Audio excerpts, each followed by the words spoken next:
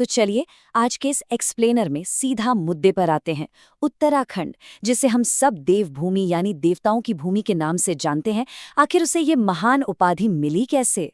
भारत के नक्शे पर ये सिर्फ एक जगह नहीं है, ये आस्था का एक ऐसा जीता जागता केंद्र है जिसकी शायद ही कोई बराबरी हो। आज हम उन्हीं असली कारणों और सबूतों पर बात करेंगे जो इस राज्य की इस अनोखी आध्यात्मिक पहचान को पूरी तरह से साबित करते हैं। चीजों को आसान बनाने के लिए हम इस एक्सप्लेनर को एक सफर की तरह तय करेंगे। पहले समझेंगे देवभूमि का असली मतलब, फिर बात करेंगे गढ़वाल और कुमाऊं के महान विभाजन की, उसके बाद हम गढ़वाल की यात्रा पर चलेंगे, फिर कुमाऊं घूमेंगे और आखिर में इसके गहरे सांस्कृतिक प्रभाव को देखेंगे। तो सबसे पहले बात करते हैं भाग 1 की, देवभूमि का असली मतलब। आखिर ये नाम आया कहाँ से? देखिए, एक बहुत ही मशहूर कहावत है कि यहाँ हर शहर, गांव, गली, मोहल्ले में देवताओं के मंदिर हैं। और ये बिल्कुल सच है। उत्तराखंड में सचमुच कदम कदम पर देवी देवताओं का वास माना जाता है। और सिर्फ मंदिर ही नहीं, कहा जाता है कि यहाँ के लोग भी देवताओं जैसे ही सीधे, सच्चे और पवित्र होते हैं। मतलब कण कण में जो ये असीम धार्मिक ऊर्जा बसी है, उसी ने इसे सही मायनों में देवभूमि बनाया है। अब जरा इतिहास के पन्नों को पलटें तो एक बड़ा ही दिलचस्प फैक्ट सामने आता है। ये जो पूरा पहाड़ी इलाका है, ये मुगलों के शासन और अंग्रेजों के पूरी तरह से कब्जे में आने से काफी हद तक बचा रहा। इसका नतीजा क्या हुआ? यहाँ दूसरी धार्मिक इमारतों का बहुत ज्यादा प्रभाव नहीं पड़ा, बल्कि प्राचीन हिंदू मंदिरों का एक बहुत ही घना और विशाल नेटवर्क अपनी मूल अवस्था में बिल्कुल सुरक्षित रह गया। और इसी का असर है ये एक शब्द, करोड़ों। ये कोई छोटा मोटा नंबर नहीं है। ये दिखाता है कि हर साल कितने बड़े पैमाने पर लोग यहाँ आते हैं। करोड़ों की संख्या में श्रद्धालु शांति और सुकून की तलाश में इन ऊंचे पहाड़ों की यात्रा करते हैं। इसे आप सिर्फ टूरिज्म नहीं कह सकते, ये आस्था का एक ऐसा सैलाब है जो हर साल बिना रुके देवभूमि की तरफ खिंचा चला आता है। चलिए अब आगे बढ़ते हैं भाग 2 पर, महान विभाजन, गढ़वाल और कुमाऊं। समझते हैं कि ये पूरा आध्यात्मिक परिदृश्य बंटा कैसे है।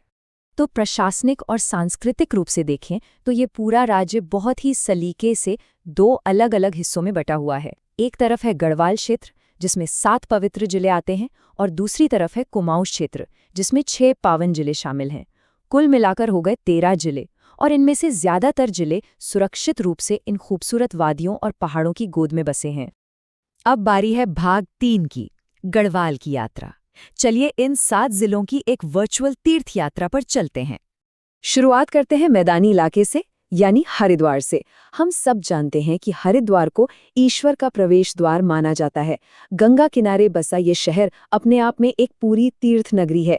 यहाँ हर की पेड़ी का मशहूर गंगा मंदिर, मनसा देवी, चंडी देवी, माया देवी और दक्षेश्वर महादेव जैसे बेहद पवित्र स्थल मौजूद हैं। यहाँ हर साल जो करोड़ों की भीड़ जुटती है, वो वाकई देखने लायक होती है। थोड़ा और ऊंचाई पर चलें तो आता है देहरादून और उत्तरकाशी। देहरादून में टपकेश्वर महादेव, लक्ष्मण सिद्ध और लाखा मंडल जैसे बहुत ही प्राचीन मंदिर हैं। लेकिन उत्तरकाशी की तो बात ही अलग है। ये भारत की सबसे पवित्र नदियों गंगा और यमुना के उद्गम स्थलों यानी गंगोत्री और यमुनोत्री का घर है। और हाँ, यहाँ का काशी विश्वनाथ मंदिर भी बहुत ज्यादा प्रसिद्ध है। अब बात करते हैं चमोली की। चमोली के बारे में एक बात बिल्कुल साफ है, यहाँ का आध्यात्मिक घनत्व सबसे ज्यादा है। मतलब एक ही जगह पर इतने सारे प्रमुख तीर्थ। पंचबद्री, जिसमें हमारा विश्व प्रसिद्ध बद्रीनाथ धाम भी आता है, वो यहीं है। इसके साथ ही रुद्रनाथ, कल्पेश्वर, सिखों का बेहद पवित्र हेमकुंड साहिब, नंदा देवी और माणा गांव के मंदिर, ये सब मिलकर चमोली को एक बहुत ही शक्तिशाली आध्यात्मिक केंद्र बनाते हैं। इसी रास्ते पर आगे बढ़ते हैं तो आते हैं रुद्रप्रयाग और टिहरी जिले। रुद्रप्रयाग तो साक्षात भगवान शिव के भव्य केदारनाथ धाम का घर है। इसके अलावा यहाँ ऊखीमठ और गुप्तकाशी भी हैं। वहीं दूसरी ओर टिहरी जिले को हम मुख्य रूप से देवप्रयाग के लिए जानते हैं। ये वो चमत्कारी जगह है जहाँ अलकनंदा और भागीरथी नदियों का संगम होता है, और यहीं से गंगा अपना नाम लेती है। टिहरी में ही सिद्धपीठ सुरकंडा देवी का मंदिर भी है। गढ़वाल के सफर का आखिरी पड़ाव है पौड़ी जिला। पौड़ी में कुछ ऐसे तीर्थ स्थल हैं जिनकी मान्यता बहुत ही गहरी है, जैसे धारी देवी का मंदिर, कमलेश्वर, सिद्धबली, ताड़केश्वर और अत्यंत शक्तिशाली नीलकंठ महादेव। इन मंदिरों का अपना एक अलग ही ऐतिहासिक और आध्यात्मिक महत्व है जो सदियों से श्रद्धालुओं को अपनी तरफ खींचता आ रहा है। चलिए अब गढ़वाल से थोड़ा आगे निकलते हैं और शुरू करते हैं भाग 4, कुमाऊं की यात्रा। देखते हैं इसके 6 पवित्र जिलों में क्या खास है। कुमाऊं की शुरुआत होती है नैनीताल और अल्मोड़ा से। नैनीताल में एक तरफ जहां नैना देवी और गुलजू देवता का मंदिर है, वहीं पूरी दुनिया में मशहूर कैची धाम भी यही है। दूसरी तरफ अल्मोड़ा अपने नंदा देवी मंदिर, कसार देवी, कटारमल के ऐतिहासिक सूर्य मंदिर और जागेश्वर धाम के लिए जाना जाता है।